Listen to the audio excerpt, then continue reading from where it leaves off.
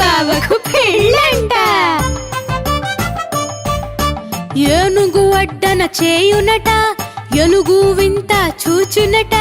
కోడి కోకిల కాకమ్మ కోతి పెళ్ళికి పాడంగా, కోతి బావకు పెళ్ళంట. నెమళ్ళు నాట్యం చేయునట, ఒంటెలు డోలు వేయునట. ఊరంతా శుభలేఖలట, కోతి బావకు పెళ్ళంట. కొండ కోన విడిద